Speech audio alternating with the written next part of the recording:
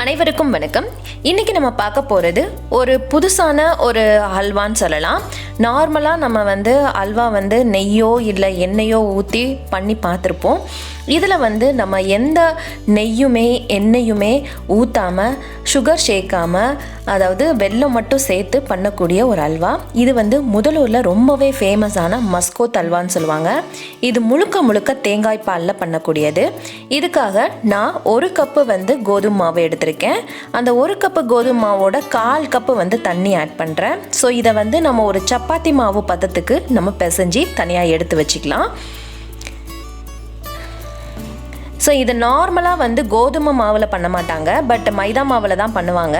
But கோதுமை மாவில் பண்ணாலுமே இந்த அல்வா ரொம்பவே சூப்பராக வரும். ஸோ நான் கோதுமை மாவில் ட்ரை பண்ணியிருக்கேன், ரொம்ப நல்லாவே வந்திருந்தது. இந்த மாதிரி சப்பாத்தி மாவு பதத்துக்கு பிசைஞ்சதுக்கப்புறமா இதில் நான் 2 கப்பு தண்ணி, அதாவது அந்த மாவு மூழ்கிற அளவுக்கு நம்ம தண்ணி ஊற்றிக்கலாம். இதை 1 மணி நேரம் அப்படியே வச்சிடலாம். 1 மணி நேரம் கழித்து இதை என்ன பண்ணலாம் அப்படின்னா, நல்லா பிசைஞ்சு விட்டிங்க அப்படின்னா அந்த பால் எல்லாம் இந்த தண்ணியில் இறங்க ஆரம்பிச்சிரும். இதுக்கு இன்னொரு விதமாகவும் பண்ணலாம். கோதுமை நல்லா ஊற வச்சுட்டு, நைட்டே ஊற வச்சுட்டு, அதுக்கப்புறம் நீங்கள் மிக்சியில் அடித்து நீங்கள் பால் எடுக்கிறதா இருந்தாலும் பண்ணலாம். இது சிம்பிளான முறை. நீங்கள் கோதுமை ஊற வைக்க மறந்துட்டிங்கன்னா இந்த மாதிரி கூட செய்யலாம். ஸோ இதை ஒரு 3 மணி நேரம் நம்ம புளிக்க வைக்கலாம். அப்போ தான் உங்களுக்கு அந்த நல்லா அந்த கோதுமை பால் எல்லாம் செடிமெண்ட் ஆகும். மேலே இருக்கிற தண்ணியை மட்டும் தெளித்து எடுத்துட்டு நம்ம அந்த பாலை வச்சு நம்மளுடைய அல்வாவை சூப்பராக ரெடி பண்ணிடலாம்.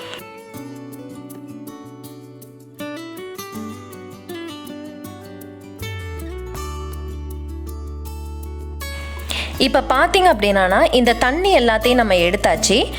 கோதுமை பால் மட்டும்தான் இருக்குது. நான் 1 கப்பு கோதுமை பாலுக்கு 2.5 கப்பு அளவுக்கு தேங்காய் பால் எடுத்து வச்சுருக்கேன். ஸோ நல்லா முத்தின தேங்காயிலேருந்து நீங்கள் தேங்காய் பால் எடுத்திங்கன்னா தான் அதில் இருந்து எண்ணெய் வெளியில் இந்த ஹல்வா செய்கிறதுக்கு ரொம்ப நல்லாயிருக்கும். எலசாக இருக்கிற தேங்காவை எடுக்காதீங்க.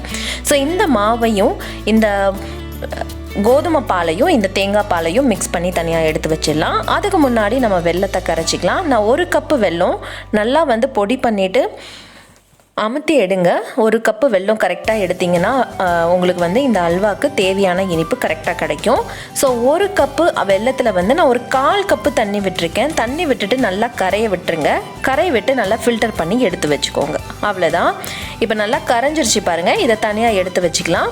இனிமேல் நம்ம அல்வா கிண்ட ஸ்டார்ட் பண்ணிடலாம். இப்போ நம்ம ஏற்கனவே கோதுமை பாலையும் இந்த தேங்காய் பால் 2 கலந்து வச்சுருக்கோம். இதை 2த்தையும் நம்ம ஆட் பண்ணிடலாம். ஆட் பண்ணிவிட்டு இதில் நெய்யோ எதுவுமே ஊற்ற வேணாம். நீங்கள் ஆட் பண்ணிவிட்டு மீடியம் ஃப்ளேமில் வச்சுக்கிட்டு நீங்கள் கிளறிக்கிட்டே இருக்கணும். அது ஒன்று தான் பெரிய விஷயம் அப்படின்னு சொல்லலாம் இந்த அல்வாவை பொறுத்த மட்டும். பட் டேஸ்ட்டு அவ்வளோ நல்லா வருங்க. இந்த மாதிரி நம்ம கிளறிக்கிட்டே இருக்கும்போது கொஞ்சம் கட்டியாக ஆரம்பிக்கும். அந்த பால் கொஞ்சம் கட்டியாக ஆரம்பிக்கும். ஸோ அந்த டைமில் நல்லாவே விடாமல் கிளறணும். நீங்கள் வேணும்னா நான்ஸ்டிக் யூஸ் பண்ணிக்கலாம். ஸோ நான்ஸ்டிக் யூஸ் பண்ணோன்னா உங்களுக்கு ரொம்பவே ஈஸியாக இந்த கிளறதுக்கு வரும். இப்போ நம்ம அந்த அடியில் பிடிக்காமல் நல்லா கிளறிக்கிட்டே இருக்கிற சமயத்தில் ஓரளவு நல்லா கட்டியாகி வருது பாருங்கள். இந்த ஸ்டேஜில் நம்ம வெல்லம் ஏற்கனவே கரைச்சி வச்சுருக்கோம் பார்த்தீங்களா, இதை நம்ம ஆட் பண்ணிடலாம். இந்த வெல்லத்தை ஆட் பண்ணதுக்கப்புறமா கொஞ்சம் நல்லாவே இலகி வரும். அந்த சமயத்தில் நல்லா கிளறிட்டு நல்லா மிக்ஸ் பண்ணிவிட்டு கிளறிக்கிட்டே இருங்க. இது கிட்டத்தட்ட ஒரு 1/2 மணி நேரத்துலேருந்து ஒரு 40 நிமிஷம் வரைக்குமே உங்களுக்கு எடுக்கும்னு சொல்லலாம். இந்த கிளற ப்ரொசீஜர் அவ்வளோ நேரம் எடுக்கும். பட் நீங்கள் கொஞ்சம் கைவிடாமல் கிளறினீங்கன்னா உங்களுக்கு ஃபைனலாக சூப்பரான ஒரு அல்வா கிடைக்கும். ஸோ இந்த மாதிரி கிளறிகிட்டே இருக்கும்போது நல்லா பபிள்ஸாக வர ஆரம்பிக்கும். எந்த சமயத்துலேயும் நீங்கள் நெய்யோ எண்ணெயோ ஊற்றணும்னு தேவையே கிடையாது. இதை கிளறிக்கிட்டே இருங்க. கடைசியாக பார்த்தீங்கன்னா உங்களுக்கே தெரியும். இப்போ ஓரளவுக்கு நல்லாவே கட்டியாக இருக்குது பாருங்கள். இதுக்கு இந்த சமயத்தில் நான் அந்த முந்திரி பருப்பை அப்படியே ஆட் பண்ணிடுறேன். இதை நெய்யில் வறுத்து ஆட் பண்ணணும்னு அவசியமே கிடையாது. இந்த மாதிரி ஆட் பண்ணால் ரொம்பவே நல்லாயிருக்கும். இப்போ பாருங்கள் நல்லா திரண்டு வருது. நீங்கள் நல்லா கவனிச்சிங்கன்னா இதில் எண்ணெயும் நெய்யும் ஊற்றாமலே அதுவே திரண்டு வருது. ஏன் அப்படின்னா அந்த தேங்காய் பாலில் இருக்கிற தேங்காய் பால் தேங்காய் எண்ணெயாக கன்வெர்ட் ஆகும். ஸோ அந்த தேங்காய் எண்ணெய் வெளியில் ஊஸ் அவுட் ஆகிற வரைக்கும் நம்ம இந்த மாதிரி நல்லா கிளறணும். இப்போ பார்த்தீங்கன்னா ஓரளவுக்கு கட்டியாக இருக்குது.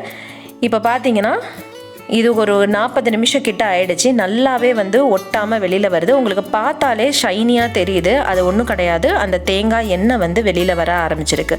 ஸோ இந்த ஸ்டேஜில் வந்து நம்மளுடைய அல்வாவை இறக்கிட்டு சூடாக சர்வ் பண்ணலாம்.